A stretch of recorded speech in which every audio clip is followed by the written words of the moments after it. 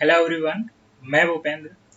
आज के इस वीडियो लेक्चर में हम चर्चा करने वाले हैं वित्तीय समावेशन। भारत में बैंकिंग प्रणाली के तहत ये आज हमारा लास्ट लेक्चर है और काफ़ी लेक्चर हो चुके हैं भारत में बैंकिंग प्रणाली को लेकर।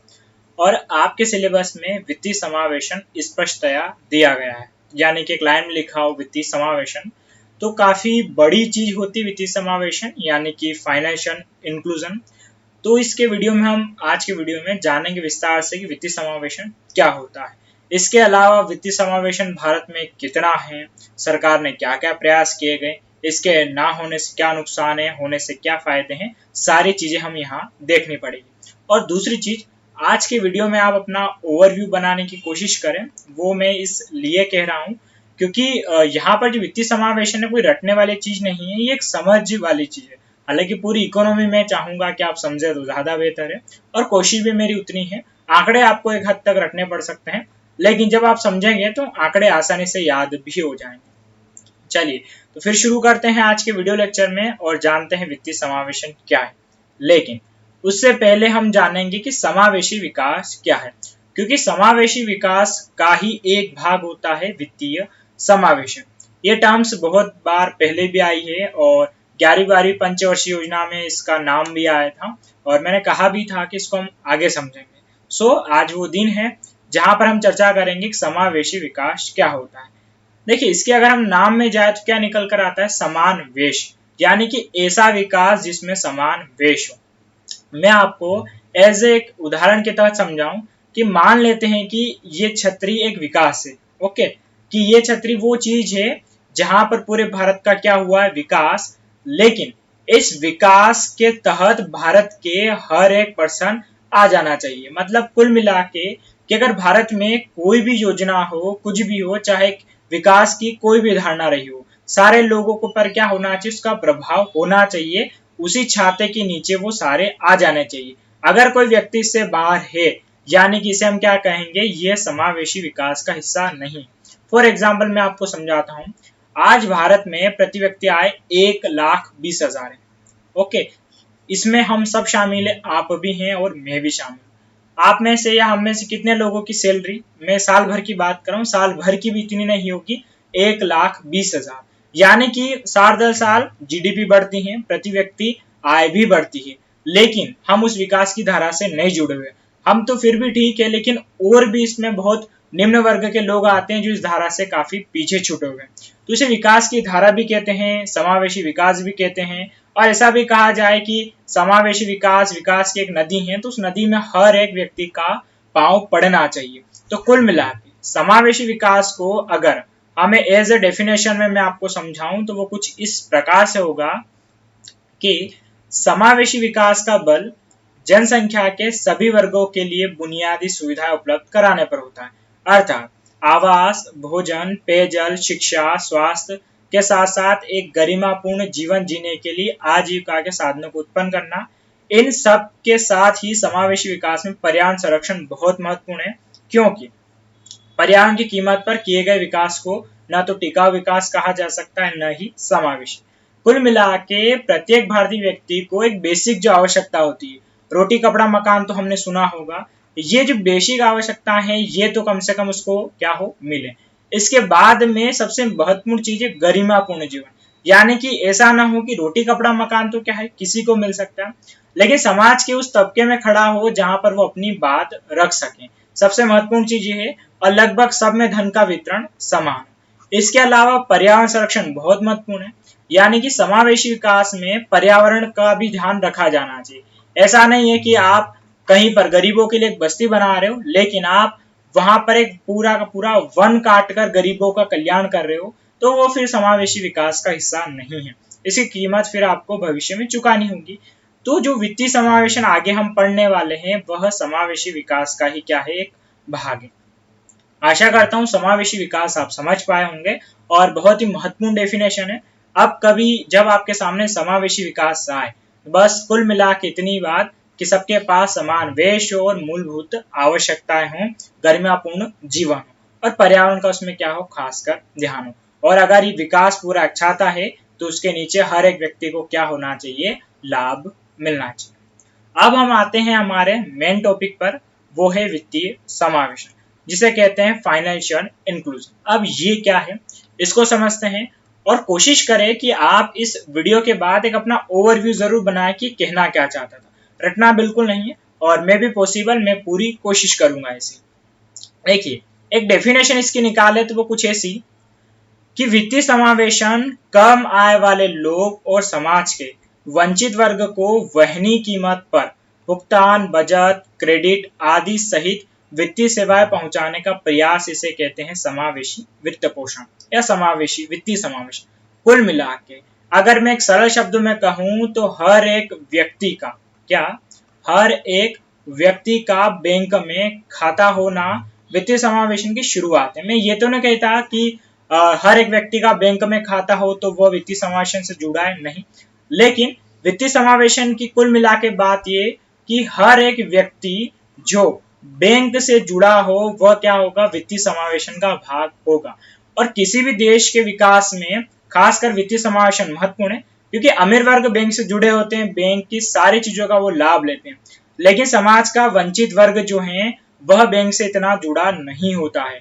और सबसे महत्वपूर्ण चीज क्या, वहनी कीमत पर उन्हें क्या हो, भुगतान वो बैंकों में कर पाए, बचत कर पाए, इसके अलावा क्रेडिट, डेबिट कार्ड, बहुत सारी चीजें में। हालांकि आगे और डिटेल में चर्चा करेंगे। फिलहाल के लिए इतना समझिए आप लोग कि वित्तीय समावेशन यानी कि प्रत्येक व्यक्ति का बैंक से जुड़ना ही क्या कहलाएगा, वित्तीय समावेशन कहलाएगा। एक सिंपल सी है। और एक बात और थोड़ा सा बेसिक आप याद रख लें कि 2003 में जो वित्तीय समावेशन है, इस कीवर्ड की शुरुआत 2003 में जो यूएनओ के पूर्व महासचिव थे कोफी अन्नान, उन्होंने शुरू करी थी। ओके, तो ये आप अलग से नोट्स के रूप में जरूर लिख लें कि कोफी जो अन्नान थे, अफ्रीकी मूल के थे ये। तो जब ये यूएनओ के महासचिव थे उस दौरान इन्होंने वित्तीय समावेशन की बात रखी थी। और अगर आपसे पूछा जाए भारत, तो भारत में 2005 में वित्तीय समावेशन को वाई.वी. रेड्डी ने परिभाषित किया था, जब ये आरबीआई गवर्नर थे। कुल मिला के यहाँ पर कोफी अन्नान की बात करें या वाई.वी. रेड्डी, इनका यह था कि दुनिया में प्रत्येक व्यक्ति को वित्तीय समावेशन से जुड़ना चाहिए, यानी कि बैंक से जुड़ेगा और बैंक की जो भी उपयोगी वस्तुएं हैं या जो भी लाभ हैं वह हर एक व्यक्ति से पहुंचना चाहिए। ये एक छोटा व्यू बना होगा, आगे जब डिटेल में देखेंगे तो और धीरे धीरे समझ में आएगा। लेकिन सबसे महत्वपूर्ण चीज ये कि वित्तीय समावेशन का अर्थ बैंकिंग सेवा से वंचित किसी भी क्षेत्र स्थित में बैंक शाखा में केवल एक बैंक खाता खोलने से नहीं है। ये सबसे महत्वपूर्ण चीज है।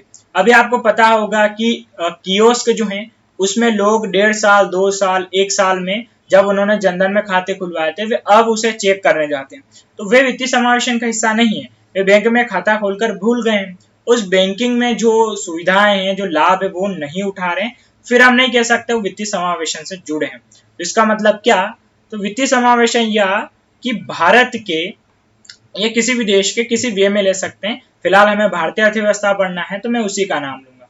यानी कि भारत के प्रत्येक नागरिक या हर एक व्यक्ति जो निम्न वर्ग का हो उसकी बैंक तक सुलभ पहुंच और पहुंच होनी चाहिए वहनी कीमत पर। यह कीवर्ड आप जरूर लिखें। अगर आप ऐसा लिखेंगे कि प्रत्येक व्यक्ति की बैंक तक पहुंच, तो गलत हो जाएगा। वहनी कीमत बहुत मायने रखता है। मान लेते हैं आप खाता खुलवाते हैं, लेकिन अगर आप एक्सिस में खाता खुलवाते हैं तो 10,000 रुपए का तो आपको मेंटेनेंस पर डे का रखना हो। ये निम्न वर्ग के लिए कोई वहनी लागत नहीं है।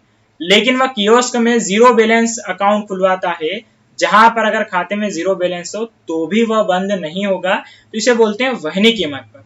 यानी कि बैंकिंग सुविधाएं तो मिले उसे, बैंक में खाता भी खुले, लेकिन किस आधार पर, वहनी लागत पर। ये आप जरूर याद रखें इस कीवर्ड को। इसके अलावा सिर्फ यही नहीं, वो ऑनलाइन ट्रांजैक्शन से जुड़े, जैसे कि यूपीआई अभी बहुत प्रचलन में है और ये स्वाभाविक सी बात है, बैंक का ही एक हिस्सा है। यूनिफाइड पेमेंट इंटरफेस, जिसके अंतर्गत सारे आ जाएंगे, गूगल पे, फोन पे, पेटीएम वगैरह।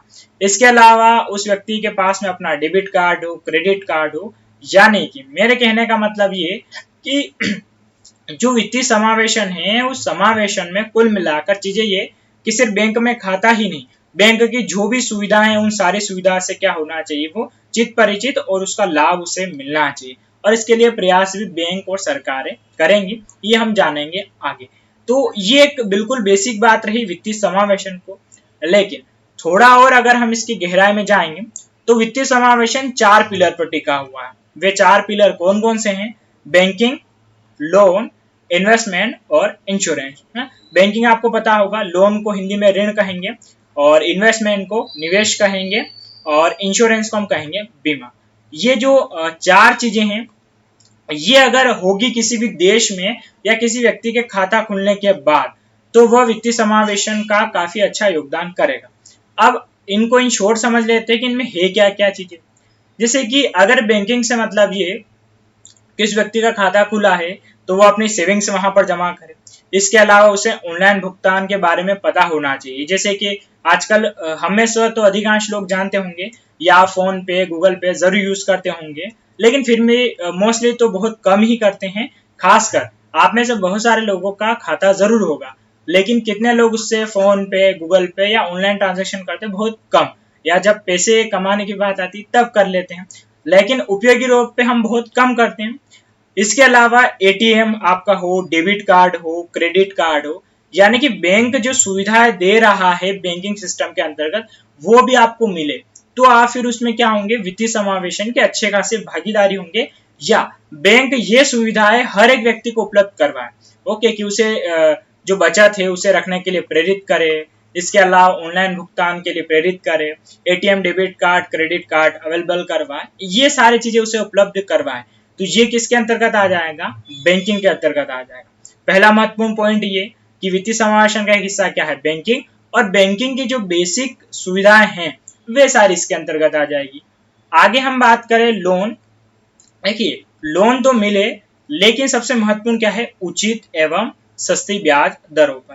तो यहाँ पर लोन भी होना चाहिए, यानी कि वित्तीय समावेशन के अंतर्गत बैंक जो है वो क्या करे? लोन भी प्रोवाइड करे, लेकिन महत्वपूर्ण क्या है कि अच्छा खासा उचित एवं सस्ती ब्याज दरों पर लोन मिल जाए।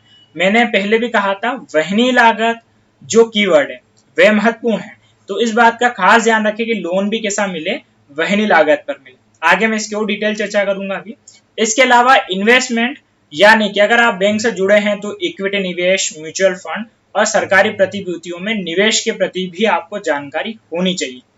इक्विटी निवेश तो शेयर मार्केट से जुड़ा है ये, या अभी के लिए सरल शब्दों में आप समझे तो किसी भी कंपनी में कुछ शेयर खरीदना, उसे हम क्या कहते हैं? इक्विटी निवेश इसे कहते हैं। मैं शेयर मार्केट पढ़ाऊंगा तब इसके बारे में डिटेल में चर्चा करूंगा। अभी के लिए इतना समझे कि किसी भी कंपनी के कुछ शेयर खरीदना आपके बैंकिंग के थ्रू वे। इसके अलावा म्यूचुअल फंड आपने नाम जरूर सुना होगा, तो जो म्यूचुअल फंड होता है वे भी क्या होता है? एक तरीके का शेयर मार्केट टाइप होता है, जिसमें हम निवेश करते हैं तो पैसा क्या होता है? बढ़ता है।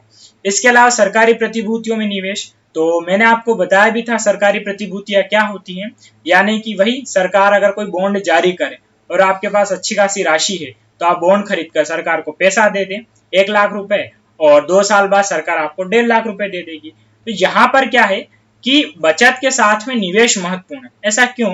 इस बात को आप समझें। फॉर एग्जाम्पल, आज अगर आपको कोई कहे कि 100 रुपए आपको अलग रखने हैं, लेकिन 10 साल बाद भी वह क्या बने रहे? 100 रुपए बने रहे, तो ये बचत का कोई सेंस नहीं। ये बचत है, अच्छी बात है, 100 रुपए आप खर्च करते, इससे अच्छा तो बचा ली, बहुत बढ़िया। लेकिन ये 100 रुपए अगर 10 साल बाद कम से कम 200 से 250 में बदले तो ये तो हमारे लिए बहुत अच्छी बात होगी। तो कुल मिला के बचत अपनी जगह है, लेकिन लोगों के पास अगर अधिक पैसा हो तो उन्हें निवेश के लिए प्रोत्साहित करें, और निवेश के साथ में उन लोगों को क्या करना चाहिए? सुरक्षित निवेश की मैं बात कर रहा हूँ। निवेश रिस्की भी होता है, लेकिन इसके बारे में जानकारी लेकर सुरक्षित निवेश आप कर सकते हैं। इसके अलावा ये निवेश की बात हमने कर ली, ये भी वित्तीय समावेशन का है, यानी कि व्यक्ति बैंकिंग से तो जुड़े, उसके बाद में उसे ऋण भी मिले, ये सारी चीजें हो, वे इन्वेस्टमेंट करने को भी प्रेरित हो। देन एक लास्ट कि इंश्योरेंस। हमारे यहाँ कहावत है कि हम मोबाइल का बीमा करवा लेते हैं, गाड़ी का बीमा करवा लेते हैं, लेकिन खुद का बीमा नहीं करवाते। तो लोगों को खासकर जीवन बीमा, LIC या सामान्य बीमा, जो उनके लिए मेडिकल बीमा भी से हम कह सकते हैं, उनके लिए प्रेरित करना। तो वित्तीय समावेशन के क्या है? खासकर 4 पहलू हैं, और अगर ये अच्छी तरीके से लागू होते हैं किसी भी व्यक्ति के साथ में, या बैंक इन्हें लागू करवाता है, तो यही क्या है? वित्तीय समावेशन का सबसे महत्वपूर्ण हिस्सा है। आशा करता हूं यहां तक आपको समझ में आया होगा कि वित्तीय समावेशन क्या है। अंततः हम इसको और बढ़िया तरीके से देखें, मतलब ये कि वित्तीय समावेशन के तहत यह सुनिश्चित किया जाता है कि अंतिम छोर पर खड़े व्यक्ति को आर्थिक विकास के लाभों से संबद्ध किया जा सके और कोई भी व्यक्ति आर्थिक सुधारों से ना वंचित रहे। जैसे कि वर्तमान की मैं बात करूं, वर्तमान महामारी में 20 लाख करोड़ का पैकेज घोषित किया गया था भारत सरकार द्वारा। अब इसमें सरकार ने एक ही बात कही थी कि ये 20 लाख करोड़ को हम कृषि में लोन के रूप में बांटेंगे, लेकिन कितने किसानों को उससे लोन मिला मुझे नहीं लगता कि अधिकांश ने लिया हो या जानकारी नहीं है। लेकिन अगर यही व्यक्ति कोई किसान वित्तीय समावेशन को अच्छे समझता, बैंकिंग सिस्टम को अच्छी तरह से जानता, तो शायद वह लोन ले पाता और इस दौरान इस महामारी में अच्छे से कर पाता। किसानों के लिए बात नहीं कर रहे हैं, व्यापारी के लिए बात कर रहे हैं। बहुत सारी सरकार ने क्या करी, योजनाएं चलाई है। इस दौरान अगर आप बैंक क्षेत्र से जुड़े हैं अच्छे से, तो स्वाभाविक सी बात आप उन योजनाओं का क्या कर पाएंगे, लाभ ले पाएंगे। तो यही है, वित्तीय समावेशन से जुड़ेंगे यानी कि बैंक से जुड़ेंगे, बैंक से जुड़ेंगे तो यानी कि सभी प्रकार के लाभ आपको मिलते रहेंगे। इसके अलावा इसके तहत देश के प्रत्येक नागरिक को अर्थव्यवस्था की मुख्य धारा में शामिल करने का प्रयास किया जाता है। ऐसा इसलिए किया जाता है ताकि गरीब आदमी को बचत करने के साथ साथ विभिन्न उत्पादों में, वित्तीय उत्पादों में सुरक्षित निवेश करने के लिए प्रोत्साहित किया जा सके। ये बात अभी मैंने आपको बताई पिछली स्लाइड में जस्ट, कि बचत भी करें और इसके अलावा उसे निवेश के लिए प्रेरित भी करे, चाहे वह खुद का बीमा करवाए। ये बीमा भी एक प्रकार का निवेश होता है, ज्यादा ही राशि मिलेगी भविष्य में। तो इसके अलावा सरकारी प्रतिभूतियां, हालांकि ये तो थोड़ा ज्यादा लेवल की, लेकिन एक कृषक के लिए बीमा और म्यूचुअल फंड या आम नागरिक की बात करूं तो ये बेसिक उसके लिए क्या हो सकते हैं, निवेश की बातें हो सकती। तो यहां तक हमने जाना कि वित्तीय समावेशन क्या होता है। एक मोटा मोटा ओवरव्यू बना होगा आपके दिमाग में कि बैंक में खाता खुलने से लगाकर बैंक की जितनी भी सुविधा है उन सभी सुविधाओं का लाभ मिल जाना क्या कहलाता है, वित्तीय समावेशन। यही यहाँ पर वित्तीय समावेशन की एक मोटी मोटी परिभाषा है। अब आगे हम बढ़ते हैं कि अगर वित्तीय समावेशन ना हो तो क्या समस्या होगी। ये महत्वपूर्ण है, क्योंकि जब हम ये जानेंगे कि वित्तीय समावेशन से कौन कौन सी चुनौतियां उत्पन्न होती हैं, तो फिर हम ये भी जान पाएंगे कि वित्तीय समावेशन होने से लाभ क्या क्या होंगे। जब समस्या होगी तभी तो समाधान जान पाएंगे, ये महत्वपूर्ण है। तो अब यहाँ पर एक एक करके जान लेते हैं। सबसे महत्वपूर्ण ये कि वित्तीय समावेशन के अभाव में बैंकों की सुविधा से वंचित लोग मजबूरीवश अनौपचारिक बैंकिंग क्षेत्र से जुड़ने के लिए बाध्य हो जाते हैं। अनौपचारिक से मतलब ये कि दो प्रकार के ऋण होते हैं, मैं आपको बता दूं। एक तो होता है संस्थागत ऋण और एक होता है गैर संस्थागत ऋण। दो प्रकार के ऋण लिए जाते हैं। संस्थागत ऋण यानी कि कुल मिला के बैंक से जो आप लोन ले रहे हैं वे क्या कहलाता है, संस्थागत। लेकिन इसके अलावा अगर आप किसी व्यक्ति, रिश्तेदार और दोस्त से लोन लेते हैं जो संस्थागत नहीं है, यानी कि आरबीआई या सरकार के किसी अधिनियम के अंतर्गत नहीं आता, गैर संस्थागत। और स्वाभाविक सी बात है, आपके जो दोस्त हैं, रिश्तेदार है, वे सारे गैर संस्थागत में आते हैं। अब ऐसी कंडीशन में क्या होता है कि भारत में अधिकांश लोन गैर संस्थागत होता है। पहले की भाषा में से साहूकार या सेठ ऐसे लोगों कहते हैं। हालांकि गांव में ये तो अब नहीं मिलेंगे। अक्सर लोग अपनी जान पहचान वाले लोगों से या पहचान वालों से क्या लेते हैं, लोन लेते हैं। अब देखिए इसमें होता क्या है कि खासकर जो किसान होते हैं उन्हें ये लगता है कि जो बैंक से लोन मिलता है वह काफी महंगा होता है, यानी कि उसकी ब्याज दर क्या होती है, महंगी होती है। हालांकि ऐसा बिल्कुल भी नहीं है, मैं आपको अभी बताऊंगा। लेकिन होता क्या है कि उनके दिमाग में भ्रामक जानकारी होती है कि जो गाँव में अगर किसी हम या रिश्तेदार या जान पहचान से लोन लेंगे तो लोन हमें आसानी से मिल जाएगा। सबसे पहली बार क्योंकि इतनी कोई झंझट नहीं, कोई जमानत नहीं। कहेगा भाई ठीक है आज 15,000 ले लेना, साल भर बाद मुझे 20,000 लौटा देना। हालांकि यहाँ पर 20,000 15,000 का 20,000 होने में जो 5,000 का ब्याज लगा वो किस दर से लगा, किसान इतना तोल मोल नहीं करेगा। लेकिन यहाँ पर क्या है कि महंगी ब्याज दर पे आसानी से मिल रहा तो वो ले लेगा। इसके बाद वही बार होता है, वो सी बार कि अगर आप 20,000 ना चुका पाए तो आने वाले समय वो 25,000, और फिर चक्रवृद्धि ब्याज से ऋण बढ़ता है तो आने वाले समय में ये क्या होता है, बढ़ता ही जाता है। अब इसमें जो बैंकिंग सुविधा से परिचित नहीं है वह क्या करेगा, फिर इन अनौपचारिक बैंकिंग क्षेत्र में उलझता जाता है और फिर जो समस्या निकल कर आती है वो ये कि वह कर्ज की हिस्सेदारी में बढ़ जाता है। देखिए मैं आपको बताता हूं कि अभी वर्तमान में जो बैंकिंग क्राइटेरिया है उसमें एज ए लोन रेट क्या है।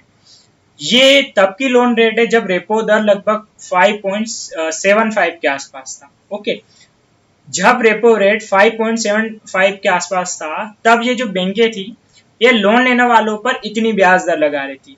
औसतन पंजाब नेशनल बैंक 7 के आसपास, बैंक ऑफ इंडिया 8 के आसपास, बैंक ऑफ बड़ौदा 8 और इतने के आसपास ये लगा रहे थे। इनका एक अधिकतम भी होता है, एक न्यूनतम भी होता है। हालांकि रेपो रेट से हमेशा ज्यादा ही लगाएगी।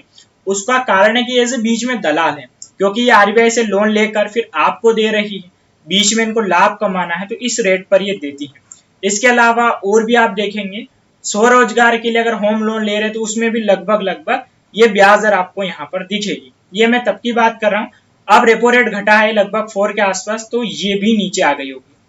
लेकिन होता क्या है, मैं आपको यहाँ पर एक मोटा मोटा बनाइए कि लगभग 7 से 8% ये ब्याज दर है। बहुत सारे मन में डाउट आ सकता है कि ये ब्याज दर किस आधार पर होती है।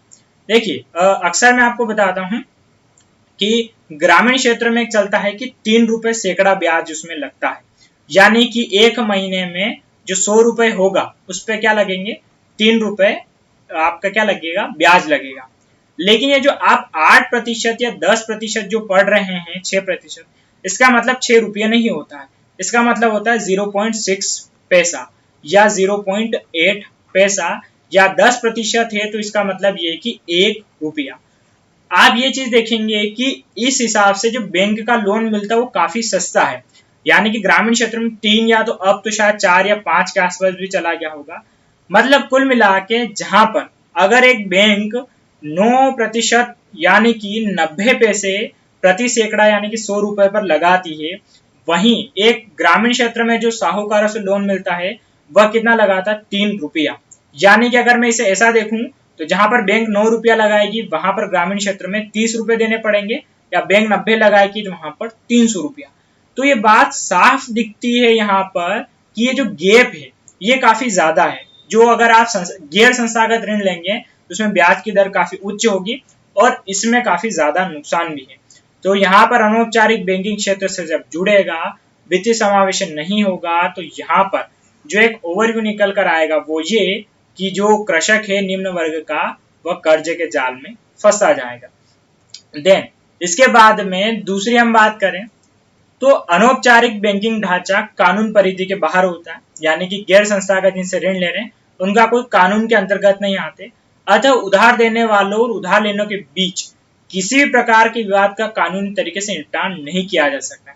आज विजय माल्या जैसे लोग अगर एसबीआई या पंजाब नेशनल बैंक या यूनियन बैंक से अगर पैसा लेकर भागते हैं तो उन्होंने लोन लिया है, और बैंकिंग अधिनियम के अंतर्गत ऐसी अगर कोई कार्यवाही हो या लोन लेकर भागने या बेड लोन में तब्दील हो तो कार्यवाही की जा सकती है। लेकिन अगर आप अपने ही रिश्तेदार से मान लेते हैं, लोन लेते हैं, ऐसी कंडीशन में वे ज्यादा ब्याज लगा दे या आप ही ने किसी को लोन दिया हो वो समय पर ना चुका, तो ऐसी कंडीशन में क्या होता है कि खासकर हम जो समाज में एक तरीके से इज्जत हो या सम्मान हो उसके चलते हुए हम खासकर इन पछड़ों में नहीं पड़ना चाहते हैं, और ऐसी स्थिति में फिर खासकर जो निम्न वर्ग के लोग होते हैं वे ठगा हुआ महसूस करते हैं। तो ये भी एक समस्या होती है वित्तीय समावेशन न होने से। इसके अलावा वित्तीय समावेशन के परिणाम स्वरूप न केवल उपलब्ध बचत राशि में वृद्धि होती है बल्कि वित्तीय मध्यस्थता की दक्षता में भी वृद्धि होती है, और इतना ही नहीं, नित नए अवसर जो होते हैं, व्यवसाय के अवसर वो भी मिलते हैं। अब जैसे कि अगर किसी भी व्यक्ति को बैंक से अगर लोन लेता है, लोन के टाइप होते हैं आपको पता है ना, होम लोन होता है, रोजगार के लिए लोन होता है, और इस हिसाब से लोन की क्राइटेरिया अलग होता है। अगर आप होम लोन ले रहे हैं तो बकायदा फिर आपको बहुत सारे जो जमानत के रूप में बताना होता है कौन सी जमीन पर कैसा घर बना रहे हैं वगैरह वगैरह। अब ऐसी स्थिति में जगह अगर आप लोन लेंगे तो लोन स्वाभाविक सी बात है यहाँ पर बहुत सारे रोजगार उत्पन्न करेगा। जैसे कि हमने इतनी बात तो जान ली थी बैंकिंग सिस्टम में कि लोन लेंगे तो खासकर लोन से क्या होगा, कोई भी व्यक्ति बिजनेस शुरू करेगा या दुकान शुरू करे, कुछ भी शुरू करे, और जब कुछ भी शुरू करेगा तो वहां किसी ना किसी व्यक्ति को काम पे जरूर लगाएगा।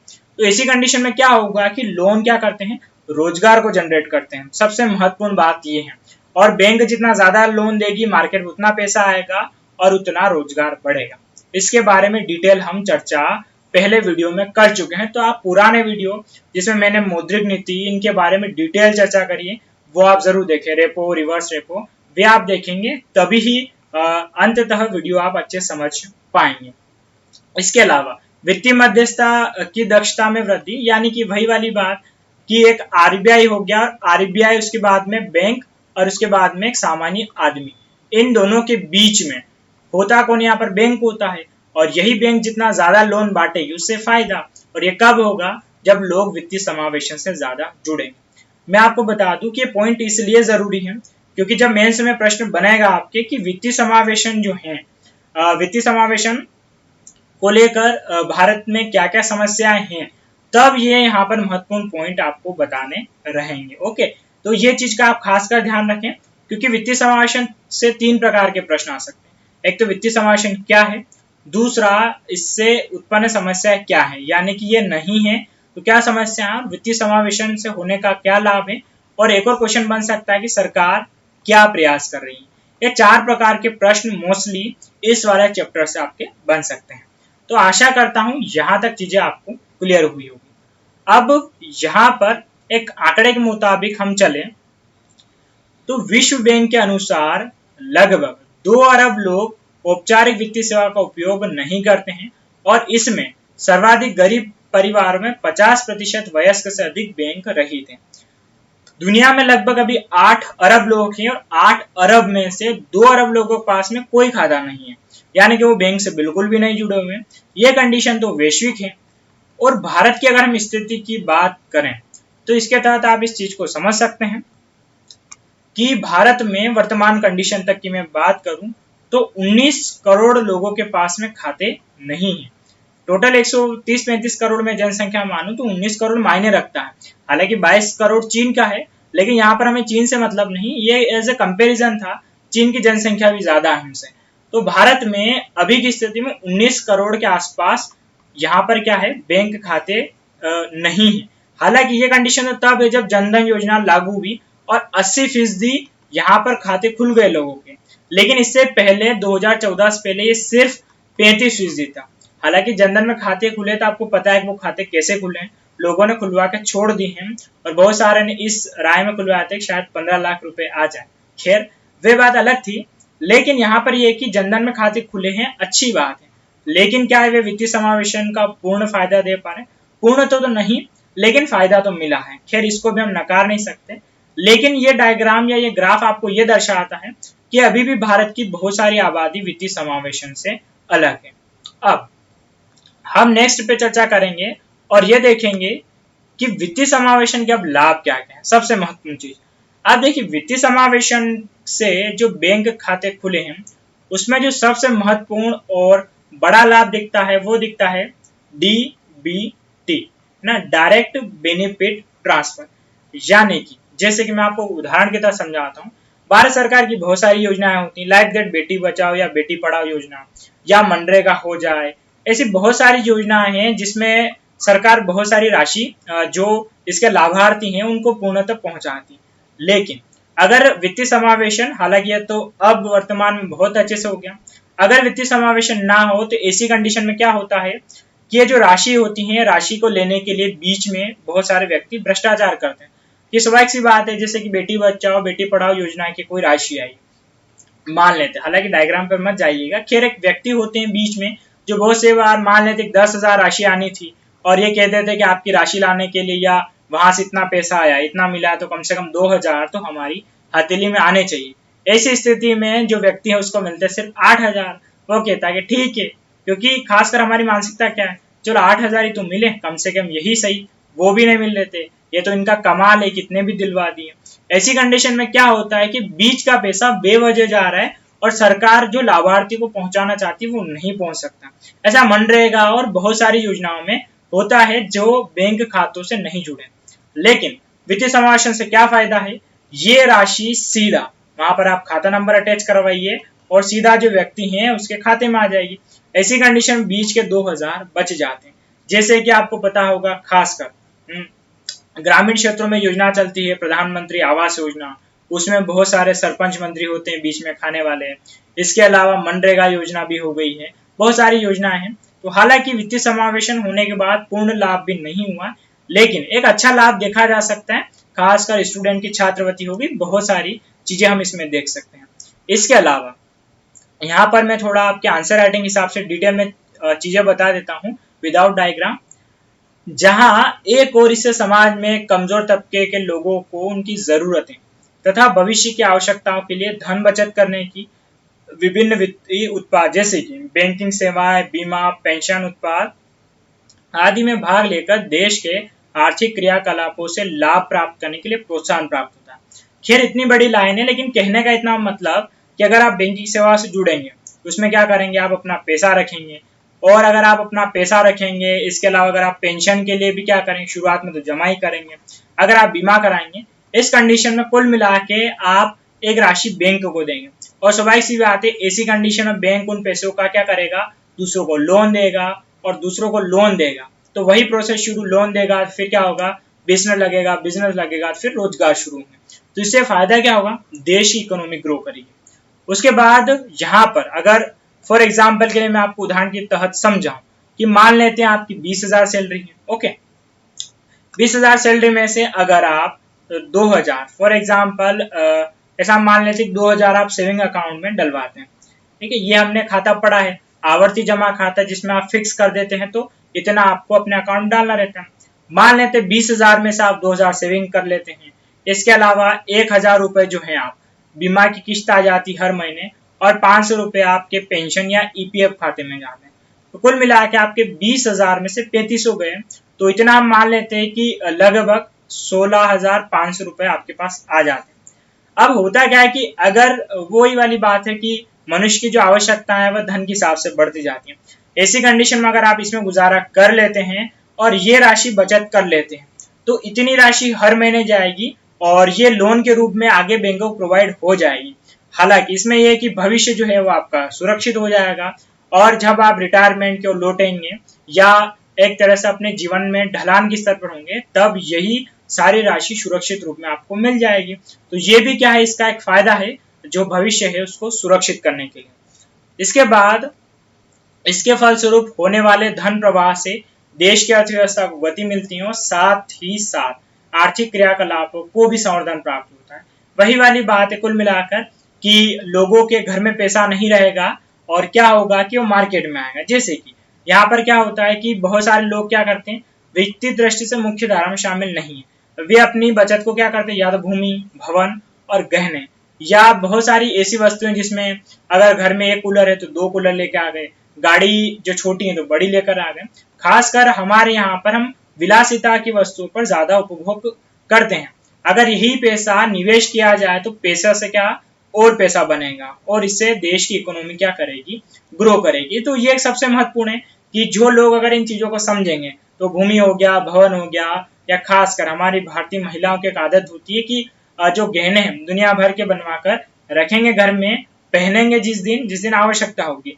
अब यहाँ पर ये जो इन्वेस्टमेंट किया गया है किसी काम का नहीं, वास्तविकता में किसी काम का नहीं है। अगर यही इन्वेस्टमेंट म्यूचुअल फंड में हो या इक्विटी शेयर में हो तो वे पैसा क्या होगा, बढ़ेगा। जितने सोने के दाम नहीं बढ़ेंगे उतने स्पीड से तो वे बढ़ेंगे। इसके अलावा ये जो मैंने आपको स्टार्टिंग में डायग्राम बताया ये लिखा हुआ थोड़ा सा यहाँ पर आ गया है, यानी कि लिखा है, आया नहीं है। तो ये मैं आपको ये बताना चाहता हूँ कि ये भी आपके आंसर राइटिंग हिसाब से महत्वपूर्ण कि वित्तीय समावेशन से सरकार को सब्सिडी, कल्याणकारी कार्यक्रमों में अंतराल एवं हेराफेरी पर रोक लगाने से भी मदद मिलती है, क्योंकि इससे सरकार उत्पादों पर सब्सिडी देने के बजाय सब्सिडी राशि सीधे लाभार्थी के खाते में अंतरित कर देती है, जैसे गैस सिलेंडर पर मिलती है। तो ये भी इसका क्या हो गया, एक महत्वपूर्ण फायदा हो गया। अब यहाँ पर हम देखेंगे कि भारत सरकार जो है उसने क्या क्या प्रयास किए। ओके, तो हमें ये भी चर्चा करनी रहेंगी कि जो भारत सरकार है उसने देश में वित्तीय समावेशन को बढ़ावा देने के लिए क्या क्या प्रयास अभी तक किए हैं। तो इसमें खासकर जितने भी सरकारी कार्यक्रम वो आ जाएंगे। एक बात ध्यान रखें, हम इकोनॉमी के काफी लेक्चर पढ़ चुके हैं, एक शब्द जब भी आता है पहल या कुछ भी है ना, जैसे एक प्रयास, तो उसमें सरकारी कार्यक्रम बहुत मायने रखते हैं, क्योंकि यही तो चीज होती है जिसके तहत सरकार पिछली समस्या को सुधारना चाहती है। तो इसमें जैसे कि जनधन योजना हो गई, बीमा और पेंशन स्कीम आई है, अटल पेंशन योजना, वरिष्ठ पेंशन बीमा योजना और प्रधानमंत्री मुद्रा योजना।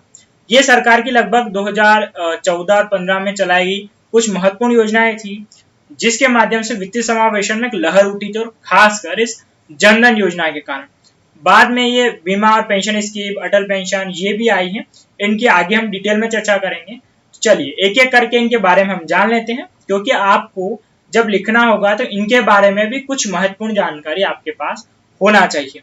अब ये कैसे वित्तीय समावेशन होगा ये अब आप समझ जाएंगे, क्योंकि मैं आपको समझा चुका हूं पेंशन हो गया है या लोन है या इसके अलावा खाता खुलना, यही वित्तीय समावेशन के प्रमुख किरदार हम कह सकते हैं एक भाषा में।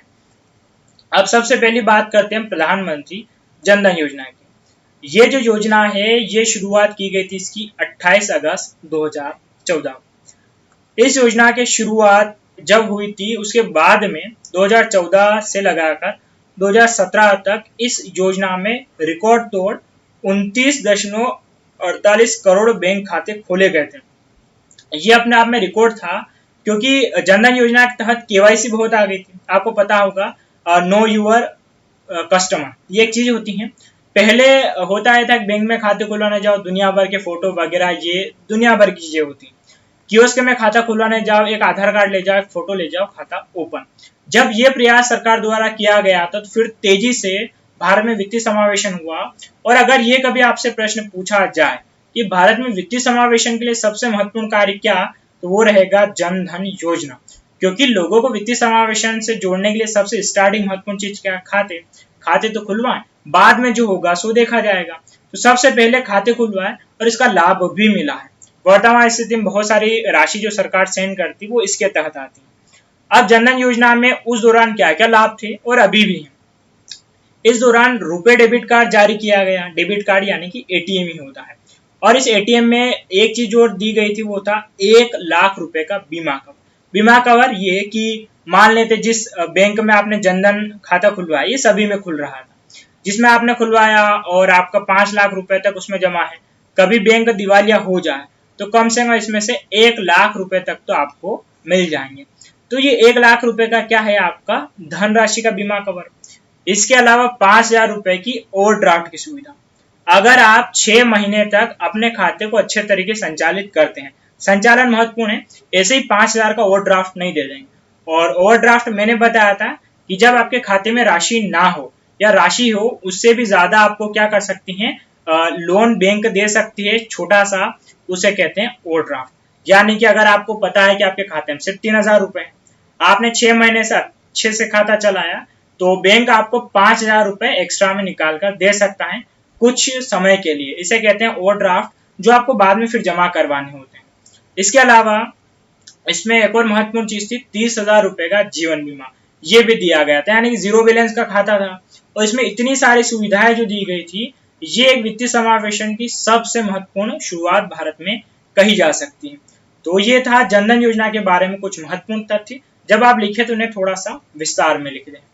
इसके अलावा और सरकार की तरफ से जो महत्वपूर्ण चीजें शुरू की गई थी वो रही बीमा और पेंशन स्कीम। मैंने कहा है ये भी जो आपके 4 पिलर हैं उसमें बीमा और पेंशन स्कीम आपके आते हैं। अब इसमें कौन कौन सी योजना शुरू की गई थी, तो इसमें था वरिष्ठ पेंशन बीमा योजना, प्रधानमंत्री जीवन ज्योति बीमा योजना, अटल पेंशन योजना और प्रधानमंत्री सुरक्षा बीमा योजना। ये 4 महत्वपूर्ण योजनाएं उसी साल 2014-15 के आसपास शुरू हुई और इसमें भी सरकार ने काफी अच्छी पहल करी। जैसे कि कुछ के बारे में आपको जानकारी देता हूं। यहाँ पर ये जो प्रधानमंत्री सुरक्षा बीमा योजना है, ये 18 वर्ष से 70 वर्ष तक के जो आयु समूह है वह इस योजना के तहत लाभ ले सकते हैं। और क्या करना होता है, आपको 12 रुपए प्रति महीने देने होते हैं, सिर्फ 12 रुपए प्रति महीने। अब इससे सस्ता तो और सरकार क्या कर सकती थी, काफी अच्छी पहल है ये। और ये जो है प्रधानमंत्री जीवन ज्योति बीमा योजना, ये 18 से 50 वर्ष है। इन दोनों फर्क थोड़ा सा राशि का है। यहाँ पर इसमें 300 के आसपास आपको जमा करवाने पड़ते हैं और इसमें 12 रुपए महीना, और यहाँ पर इसमें 300 रुपए महीने के आसपास होता है। और जो बीमा कवर होता है वो लगभग मिल जाता है 2 लाख रुपए के आसपास। तो ये मैं इसकी बता रहा हूँ, 2 लाख रुपए के आसपास इसमें मिल जाता है और इसमें 300 रुपए जमा करवाएंगे तो 4 लाख के आसपास मिल जाता है। और अगर आप करवाना चाहें तो बैंक में जाकर जानकारी ले सकते हैं। लेकिन ये वैसी योजनाएं हैं, आप में से बहुत सारे लोगों खाते खुले होंगे लेकिन शायद इन स्कीम के बारे में नहीं जानते हैं और ये बहुत अच्छी योजना है। आप सोचिए सिर्फ 12 रुपए महीने के हिसाब से 2 लाख रुपए का आपको क्या मिले, एक तरीके से बीमा मिले। अगर कोई दुर्घटना हो जाए 2 लाख रुपए, तो फिर ये तो LIC से भी सस्ता पड़ता है आपको। इसके अलावा एक और की मैं बात करूं, यहाँ पर अटल पेंशन योजना, तो केंद्र सरकार द्वारा कुल अंशदान के 50% का योगदान दिया जाता है। ये भी अच्छी स्कीम है सरकार की। और इसके तहत क्या होता है कि अगर आप 1000 रुपये जमा करवाएंगे तो सरकार भी 1000 अपनी तरफ से जमा करवाएगी। और जब आप 60 पार हो जाएंगे तो आपने जितने वर्षों से जमा करवाई, यानी कि 50,000 रुपये आप अपनी ताउम्र जमा करवा पाए, तो आपको 1 लाख रुपए फिर पेंशन मिल जाएगी। इकट्ठी नहीं, 3-3 हजार रुपए की एज ए सैलरी मिल जाएगी। और वरिष्ठ पेंशन बीमा योजना में भी कुछ इसी प्रकार की सुविधाएं थी। तो ये भी बहुत अच्छी योजना है, वित्तीय समावेशन को लेकर शुरुआत की गई थी। इसके अलावा कुछ और योजना जैसे कि स्टैंड अप इंडिया योजना, तो ये लोन से रिलेटेड योजना है। इसमें क्या है कि SC/ST जो वर्ग हैं, उन वर्ग की महिला उद्यमियों को 10 लाख रुपए से लेकर 1 करोड़ रुपए तक लोन स्पेशल दिया गया था। यानी कि योजना अभी भी चल रही है। लेकिन एक समस्या हमारे साथ वही कि हम योजनाओं के बारे में इतना नहीं जानते हैं और इसका एक प्रचार प्रसार भी उतना नहीं होता है। तो ऐसी बहुत सारी योजना जिसके माध्यम से क्या लोन बांटा गया, जैसे कि स्टैंड अप इंडिया। इसके अलावा प्रधानमंत्री मुद्रा योजना भी थी। इसका भी प्रमुख कार्य था लोन प्रोवाइड करवाना।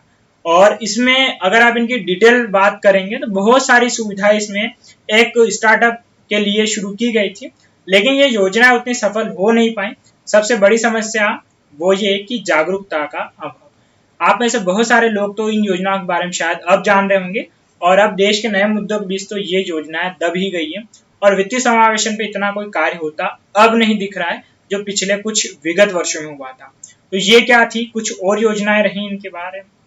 इसके अलावा अन्य योजनाओं की बात करें हम तो जिसमें सुकन्या समृद्धि योजना, किसान क्रेडिट कार्ड, सामान्य credit card, Bhim app, ATM और व्हाइट लेवल ATM और आधार लिंक। तो ये योजनाएं तो जो बालिकाएं जैसे कि मध्य प्रदेश में लाडली लक्ष्मी योजना चलती है वैसे योजना है। इसके अलावा किसान क्रेडिट कार्ड, KCC में किसानों को लोन मिलना, सामान्य क्रेडिट कार्ड में जो किसान नहीं है उनको भी क्रेडिट कार्ड मिलना, क्रेडिट कार्ड के माध्यम से राशि उपलब्ध होना। भीम ऐप तो आपको पता होगा क्या, जितने भी चलते हैं फोन पे, गूगल पे, वे सारे भीम UPI पर ही काम करते हैं। सारों की UPI जो होती है वो कॉमन होती है, इसीलिए बहुत सारी बार आप एक दूसरे का गूगल पे से फोन पे का बारकोड स्कैन करके भी सेंड कर सकते हैं, क्योंकि सबका UPI भीम UPI होता है, भारत इंटरफेस मनी। इसके अलावा एक महत्वपूर्ण और था ATM और व्हाइट लेवल ATM। इसमें उदारीकरण किया गया। कैसे? जैसे कि एक राघवन समिति थी, उसने कहा था कि ATM की संख्या भारत में बढ़ाई जानी चाहिए। और इसके अलावा व्हाइट लेवल ATM यानी कि जो निजी क्षेत्र की बैंकें होती हैं या गैर अनुसूचित श्रेणी की होती हैं, वे अपना ATM लगाती है तो उसे हम क्या कहते हैं, व्हाइट लेवल ATM। ये भी आप बात ध्यान रखें। और नॉर्मल ATM तो ATM होता है, व्हाइट लेवल ATM जो गैर बैंकिंग से रिलेटेड हो या जो अनुसूचित श्रेणी में ना हो, वे अपना भी ATM लगाएं। इसके लिए सरकार ने फिर क्या किया, नियम बहुत सरल कर दिए थे। तो ATM उसके बाद काफी ज्यादा आपको देखने को मिलेंगे। और अब तो लगभग शहर की मैं बात कर रहा हूँ, शहर में आपको पास ATM मिल जाते हैं। हालांकि ग्रामीण क्षेत्र में ATM की पहुंच उतनी नहीं है। और सबसे महत्वपूर्ण रहा आधार लिंक।